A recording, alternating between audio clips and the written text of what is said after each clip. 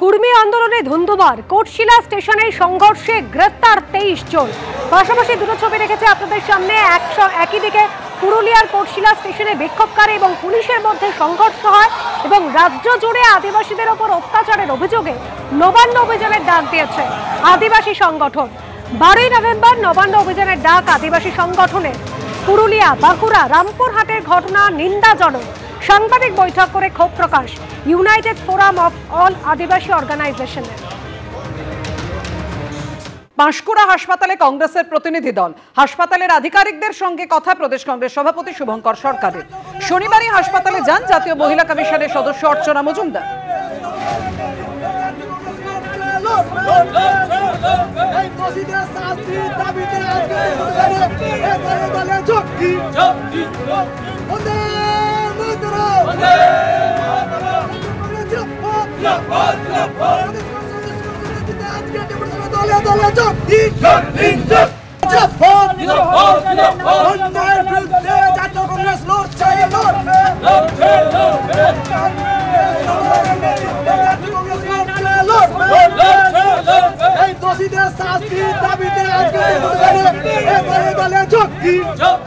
কথা বলবো, আমাদের সঙ্গে রয়েছেন আমাদের প্রতিনিধি বিটন চক্রবর্তী। বিটন, হাসপাতালের আধিকারিকদের সঙ্গে কি কথা হলো প্রদেশ কংগ্রেস সভাপতি?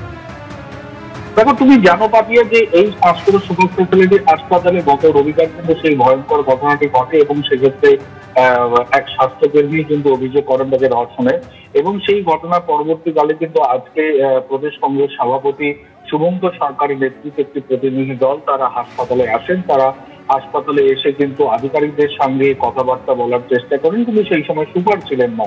সুপারের সঙ্গে তিনি টেলিফোনে কথাবার্তা বলেন এবং সেই বিষয়ে কিন্তু শুভঙ্কর সরকার রীতিমতো উষ্মা প্রকাশ করেন, কেননা সেই রকম কোনো মাপের কোনো আধিকারিক সেখানে ছিলেন না।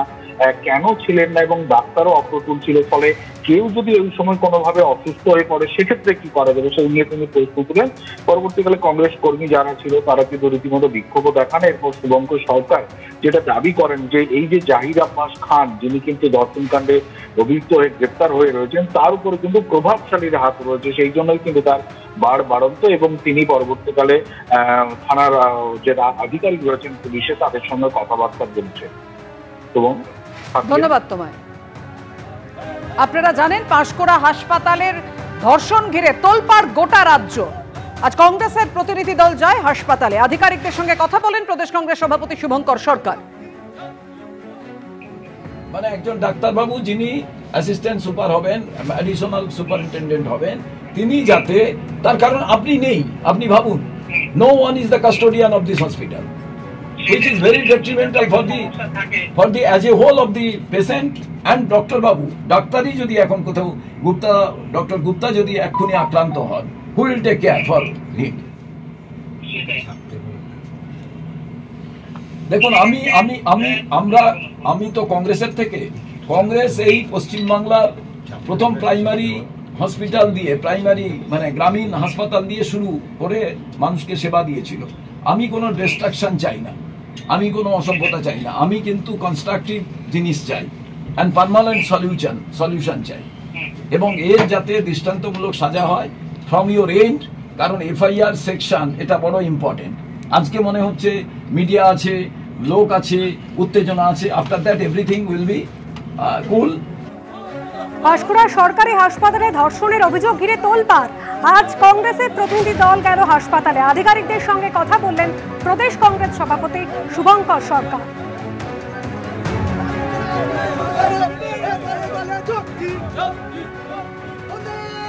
আমি সুপার মহাশয়কে জিজ্ঞেস করলাম যে আপনি হাসপাতালে থাকবেন না, হাসপাতালের অ্যাডমিনিস্ট্রেশনের কে থাকবেন? তো ডেপুটি সুপার একজনের থাকা প্রয়োজন, যিনি ডাক্তারবাবু। অ্যাসিস্ট্যান্ট সুপার আছেন যিনি ডাক্তারবাবু নন, যারা প্র্যাকটিসের মধ্যে নেই, মানে ডাক্তারবাবুই নন, তারা অফিসের এমনি কাজ দেখেন। একজন তিনি ছুটিতে আছেন, আর একজন আজকে তিনিও ডিউটিতে আসেননি। এবার আমি মনে করি যে এখানে ডেপুটি সুপারের একটি পদ ইমিডিয়েটলি দেওয়া প্রয়োজন, কারণ পুরো 7 দিনই ডিউটি করবেন একজন মানুষ, এটা তো হতে পারে না।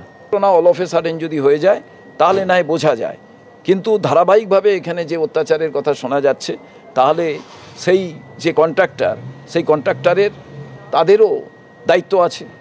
একজন দুম করে খারাপ কাজ করতে পারে, ভালো কাজ করতে পারে, এটা দুম করে কেউ হঠাৎ করে সেই দায়িত্ব বা সেই রেসপন্সিবিলিটি নিতে পারে না।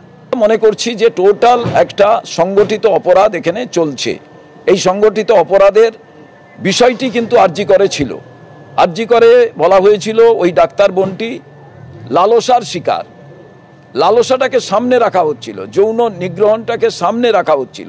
আসলে পেছনে বড় সংগঠিত যে অপরাধ ছিল তাকে ধামাচাপা দেওয়ার জন্যই এই লালসার কথাটা বারে বারে বলা হচ্ছিল। যেটা আমরা বলতে চাইছি, লালসাটাই প্রধান কারণ না, এর পেছনে কোনো সংগঠিত অপরাধকে ধামাচাপা দেওয়ার ঘটনা।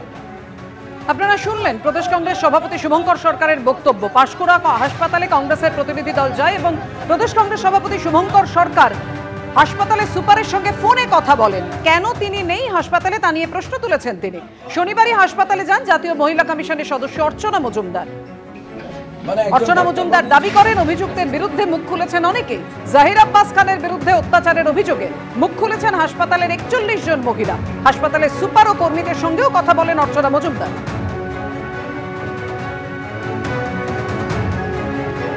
দেখুন, সর্ষের মধ্যে ভূত। 41 জন হয়ে গেছে, 40 ভিকটিমকে নিলে 41। প্রত্যেকের অভিযোগ, কেউ 3 বছর, কেউ 4 বছর। এই ভদ্রলোক এই হাসপাতালে ফ্যাসিলিটি ম্যানেজারের কাজ করার আগে এখানে তিনি ফিল্ড অফিসার বা ওইরকম কিছু ছিলেন। দীর্ঘদিন ধরে ওনার এই হাসপাতালে কর্তৃত্ব চলছে। কথা বলার, অ্যাকশন নেওয়ার কিছু নেই, এরকম একটা জায়গা থেকে এই ঘটনা ঘটেছে। এসপি কোনো একটা বিশেষ কারণে আটকে গেছিলেন, উনি বলেছিলেন উনি আসতে পারবেন না, এসডিপিও আসবেন। উনি আমায় বললেন যে কি বন্যা, কোনো একটা এমার্জেন্সি কিছুতে উনি বেরিয়ে গেছেন। পুলিশ অপারগ, সেই জায়গায় দাঁড়িয়ে আমি বলবো কমিশন তো এখানে থামবে না। ভারতের যে আমাদের যে কনস্টিটিউশনের যে আইন আছে, সেই আইনের মোতাবেক আমরা এই কেসটাকে আমরা হিয়ারিং করবো। আমি ওনার সঙ্গে দেখা করতে এলাম, উনি এলেন না। এবার দিল্লি গিয়ে উনি আমাদের সঙ্গে দেখা করবেন। জাতীয় মহিলা কমিশনের সদস্য অর্চনা মজুমদার গতকাল গিয়েছিলেন পাঁশকুড়ার এই সরকারি হাসপাতালে। হাসপাতালের সুপার এবং কর্মীদের সঙ্গেও কথা বলেছেন। তারপর হাসপাতালের সুপার কি জানিয়েছেন শোনাব।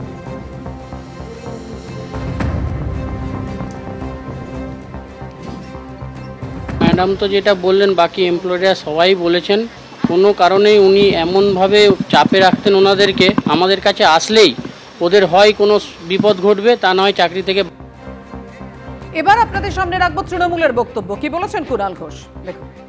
জাতীয় মহিলা কমিশন রাজনৈতিক পর্যটক এবং বিজেপির শাখা সংগঠন, গণসংগঠনের মধ্যে পড়ে। পরিষ্কার বাংলা ভাষা, পুলিশ যা করার ওখানে তো ব্যবস্থা নিয়েছে। জাতীয় মহিলা কমিশন কি করছেন, আর কোথায় থাকে জাতীয় মহিলা কমিশন?